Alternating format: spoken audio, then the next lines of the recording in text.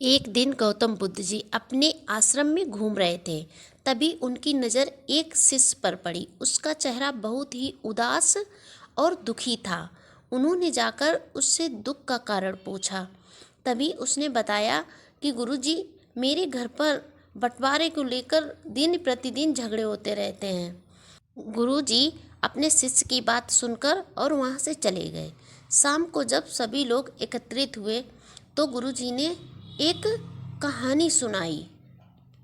गुरुजी ने कहा कि एक लड़का था जिसका नाम रवि था। रवि हाईवे पर गाड़ी चला रहा था। सड़क के किनारे उसे एक 12-13 साल की लड़की तरबूज बेचती दिखाई दी। रवि ने गाड़ी रोक कर पूछा, तरबूज की क्या रेट है बेटा? लड़की बोली, 50 रुपये का एक है साहब। पीछे की सीट पर बैठी रवि की पत्नी बोली, इतना महंगा तरबूज नहीं लेना जी, चलो यहाँ से। रवि बोला, महंगा कहाँ है? इसके पास जितने तरबूज हैं कोई भी 5 किलो से कम नहीं होगा। 50 रुपये का एक दे रही है तो 10 रुपये किलो पड़ा हमें। बाजार से तो तुम 20 रुपये किलो लाती थी। रवि की पत्नी ने कहा, तुम रुको, मुझे मोल भाव करने दो।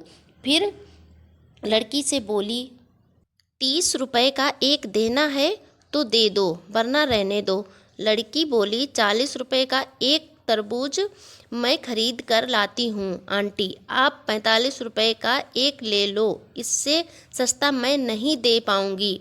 रवि की पत्नी बोली, झूठ मत बोलो बेटा, सही रेट लगाओ। देखो ये तुम्हारा छोटा भाई है ना, इसी के लिए थोड़ा सस्ता कर दो। उसने खिड़की से झांक रहे अपने 4 वर्षीय बेटे की तरफ इशारा करते हुए कहा। सुंदर से बच्चे को देखकर लड़की एक तरबूज हाथों उठाते हुए गाड़ी के करीब आ गई। फिर लड़के के गालों पर हाथ फेर कर बोली, सचमुच मेरा भाई तो बहुत सुंदर है आंटी। रवि की पत्नी बच्चे से बोली, दीदी को नमस्ते बोलो बेटा। बच्चे ने प्यारी सी आवाज़ में नमस्ते दीदी। लड़की ने गाड़ी की खिड़की खोलकर बच्चे को बाहर निकाल लिया। फिर बोली, तुम्हारा नाम क्या है भैया? लड़का बोला, मेरा नाम गोलू है दीदी। बेटे को बाहर निकालने के कारण रवि की पत्नी कुछ असहज हो गई। तुरंत बोली, अरे बेटा, इसे वापस अंदर भेजो, इसे डस्ट से एलर्जी है। लड़की उसकी आवाज़ पर ध्यान न देते हुए लड़के से बोली, तू तो सचमुच गोल मटोल है रे भाई, तरबूज खाएगा? लड़के ने हाँ में गर्दन हिलाई तो लड़की ने तरबूज उसके हाथों में थमा दिया। 5 किलो का तरबूज उसके हाथों में थमा दिया। 5 किलो का तरबूज गोलू नहीं संभाल पाया। तरबूज फिसल कर नीचे गिर गया और उसके 2-3-4 भाग हो गए।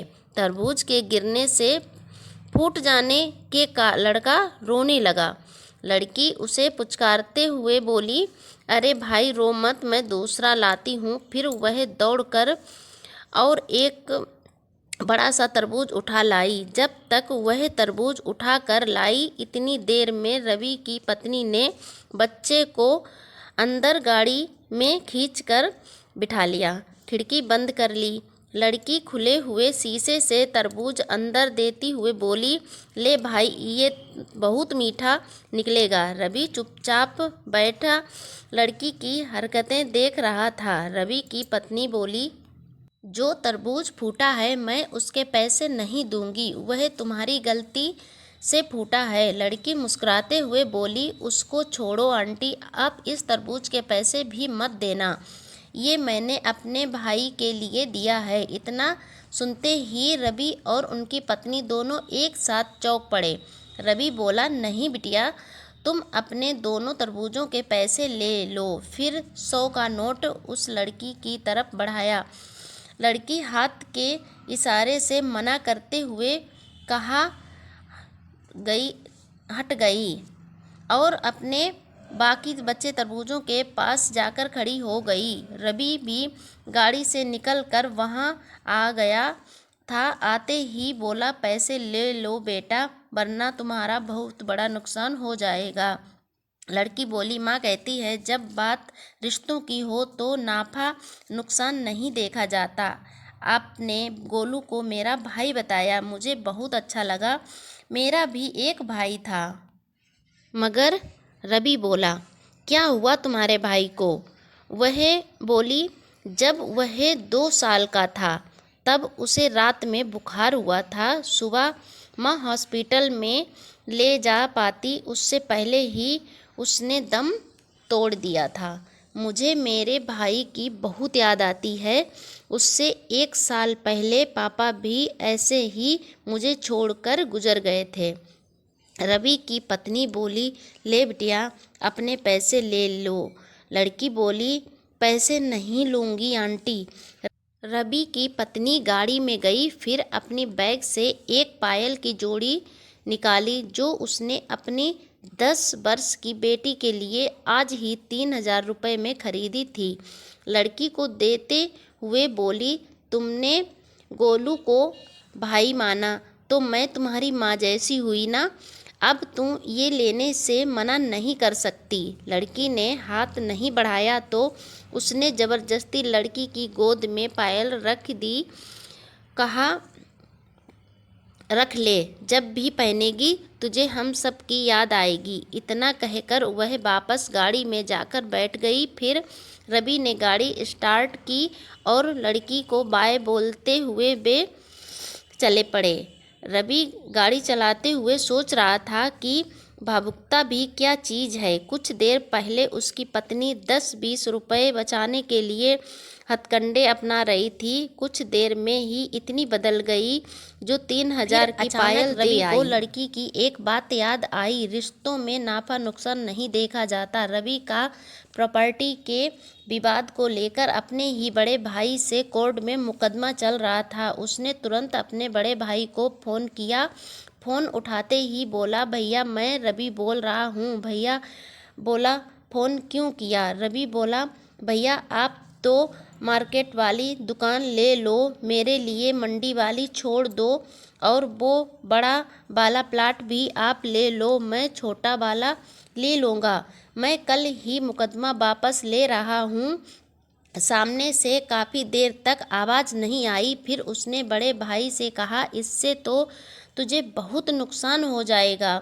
छोटे रवि बोला, भैया आज मुझे समझ में आ गया, रिश्तों में नाफा नुकसान नहीं देखा जाता, एक दूसरे की खुशी देखी जाती है। उधर से फिर खामोशी छा गई। फिर रवि को बड़े भाई की रोने की आवाज़ सुनाई दी। रवि बोला, रो रहे हो क्या? भैया बड़ा भाई बोला, इतने प्यार से पहले बात करता तो सब कुछ मैं तुझे दे देता। अब घर आ जा, दोनों प्रेम से बैठकर बंटवारा करेंगे। इतनी बड़ी कड़वाहट कुछ मीठे बोल बोलते ही न जाने कहाँ चली गई थी। कहा जा जो एक एक इंच ज़मीन के लिए लड़ रहे थे वो आज भाई को सब कुछ देने के लिए तैयार हो गए थे। इस कहानी से यह शिक्षा मिलती है कि त्याग की भावना रखो। अगर हमेशा देने को तत्पर रहोगे तो लेने वाले का भी हृदय परिवर्तित हो जाएगा। याद रखिए, रिश्तों में नाफा नुकसान नहीं देखा जाता। अपनों को करीब रखने के लिए अपना हक भी छोड़ना पड़ता है। गुरुजी ने कहा। गुरुजी की यह बात सुनकर उसके चेहरे से गुस्सा और टेंशन गायब हो गई। उसके चेहरे पर एक प्यारी सी चमक आ गई। के लिए चैनल को सब्सक्राइब